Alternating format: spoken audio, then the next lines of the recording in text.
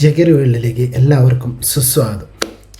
1945 ജപ്പാനിലെ അണുബോംബിട്ടതിന് ശേഷം നാളിതുവരെ അമേരിക്കൻ സൈന്യത്തെ ഇറക്കി ആക്രമിച്ച രാജ്യങ്ങളുടെ ഒരു ലിസ്റ്റ് എത്രയാണെന്ന് നിങ്ങൾക്കറിയാമോ? 43 രാജ്യങ്ങൾ വരും. ഈ 43 രാജ്യങ്ങൾ എന്ന് പറഞ്ഞാൽ ഞാൻ പിന്നെ പറഞ്ഞു തരാം. അതിന് മുമ്പായിട്ട് കുറച്ച് കാര്യങ്ങൾ പറയാനുണ്ട്. അതിൽ ഇന്ത്യ പെട്ടിട്ടില്ല. പെടാതിരിക്കാനുണ്ടായ ഒരു കാരണമാണ് ഞാനിപ്പോൾ പറയാൻ പോകുന്നത്. സബ്സ്ക്രൈബ് ചെയ്യാത്തവരാണെങ്കിൽ സബ്സ്ക്രൈബ് ചെയ്തിട്ട് വീഡിയോ കാണാൻ ശ്രമിക്കണം. എനിക്ക് സബ്സ്ക്രിപ്ഷൻ വളരെ കുറവാണ്, അതുകൊണ്ടാണ്. പ്ലീസ്. അതായത് ഇന്ത്യയും ആ ലിസ്റ്റിൽ കയറേണ്ടതായിരുന്നു. 1971 പാകിസ്ഥാനുമായിട്ടുള്ള യുദ്ധം ആരംഭിച്ചു. ഇന്ദിരാഗാന്ധിയാണ് പ്രസിഡന്റ്. അതിനും 4 മാസം മുമ്പാണ് ഇന്ത്യ സോവിയറ്റ് യൂണിയനുമായിട്ട് സൗഹൃദ ഉടമ്പടി ഒപ്പുവെക്കുന്നത്, റഷ്യയുമായിട്ട്.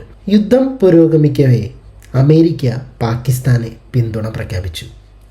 അതായത് നിങ്ങൾ നോക്കുക, ഇപ്പോൾ ഇസ്രായേലിന് അമേരിക്ക പിന്തുണ പ്രഖ്യാപിച്ച പോലെ അന്ന്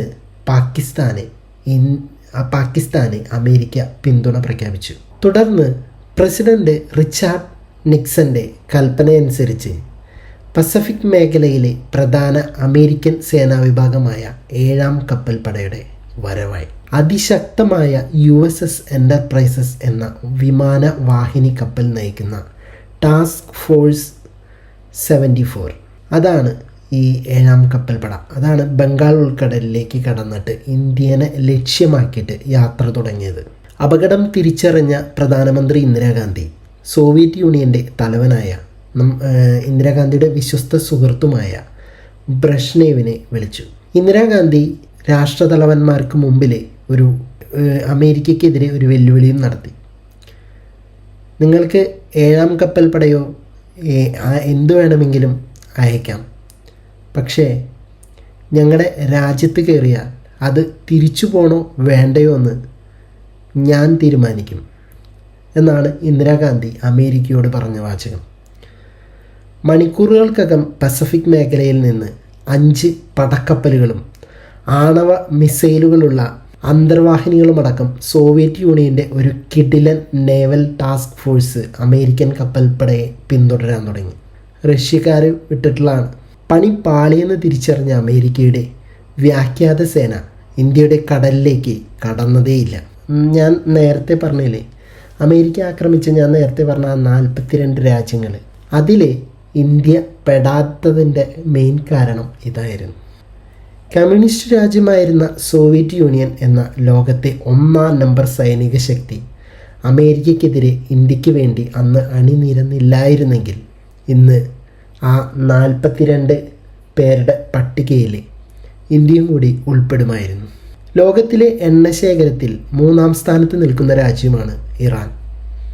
കൂടാതെ ലോക ധാതു സമ്പത്തിൻ്റെ 7% ഇറാനിലാണ്. അമേരിക്കയുടെ യഥാർത്ഥ ലക്ഷ്യം ഇതൊക്കെ തന്നെയാണ്. സ്വന്തം നിലവറയിൽ 100 കണക്കിന് ആണവായുധങ്ങൾ സൂക്ഷിക്കുന്ന ഒരു രാജ്യം, അതാണ് അമേരിക്ക. മറ്റൊരു രാജ്യം ആണവായുധങ്ങൾ ഉണ്ടാക്കിയേക്കാം എന്നൊരു ഊഹം പറഞ്ഞുകൊണ്ട് ആക്രമണം അഴിച്ചുവിടുന്ന അവസ്ഥ. പറഞ്ഞു വന്നത്, ട്രംപിനെ പോലുള്ള മന്ദബുദ്ധികൾ നാട് ഭരിക്കുന്ന കാലത്ത് പറയുന്നിടത്തൊക്കെ പാവ പോലെ പൊട്ടിച്ചിരിക്കുകയും ഒപ്പുവയ്ക്കുകയും വായിൽ പ്ലാസ്റ്റർ ഒട്ടിച്ച് നിശബ്ദത പാലിച്ചാലും മൈ ഫ്രണ്ട് എന്ന് സ്തുതി പാടിയാലും ഇതൊക്കെ എന്തൊക്കെ ചെയ്താലും ശരി, ആക്രമണവും യുദ്ധവും ഈ മണ്ണിനെയും ലക്ഷ്യമാക്കി വരാം. അതാണ് അമേരിക്കയുടെ പാരമ്പര്യം. അതിന് തടയിടാൻ നമുക്കൊപ്പം ഇന്ന് സോവിയറ്റ് യൂണിയൻ ഇല്ല സുഹൃത്തുക്കളെ.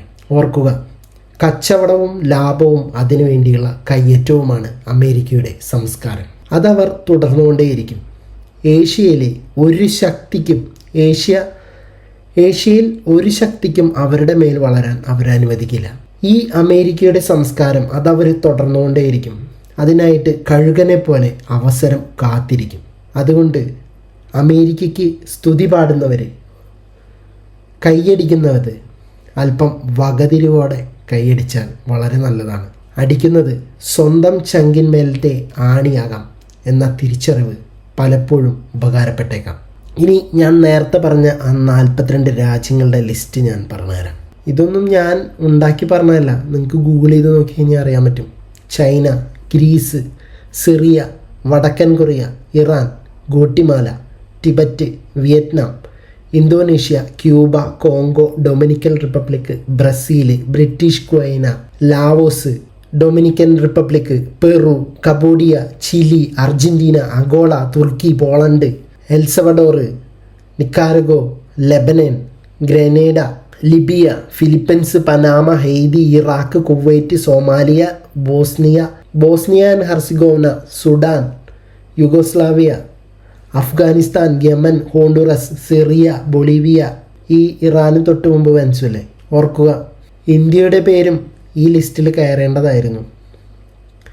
ഞാൻ നേരത്തെ പറഞ്ഞ ആ ഒരു സംഭവം റഷ്യ നമ്മളെ ഹെൽപ്പ് ചെയ്തില്ലായിരുന്നെങ്കിൽ, ഇന്ദിരാഗാന്ധിയെ പോലെ നട്ടലിന് ബലമുള്ള ഒരു പ്രധാനമന്ത്രി ഇല്ലായിരുന്നെങ്കിൽ, ഇന്ന് അമേരിക്ക ഇസ്രായേലിനെ കൂട്ടുപിടിച്ച് ഗൾഫ് രാജ്യങ്ങൾക്ക് എതിരെയായിട്ട് അവിടെ അണിനിരക്കുമ്പോൾ അമേരിക്കയ്ക്ക് സ്തുതി പാടുന്നവരെ നാളെ ഈ ഗതി വരുമെന്ന് ആലോചിക്കുക.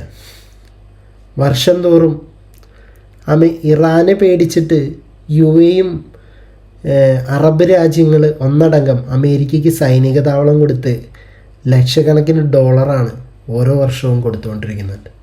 എന്നിട്ടിപ്പോൾ യുദ്ധം വരുമ്പോൾ ട്രംപ് ആദ്യം പറഞ്ഞത് എന്താണ്? അവരുടെ പ്രധാനപ്പെട്ട ആൾക്കാരോടൊക്കെ അവിടെ നിന്ന് രാജ്യം വിടാനാണ് പറഞ്ഞത്. കുടിച്ച വെള്ളത്തിൽ നിന്ന് അമ്പാൻ കൊള്ളാത്ത ഒരു ടീമാണ് ഈ അമേരിക്ക.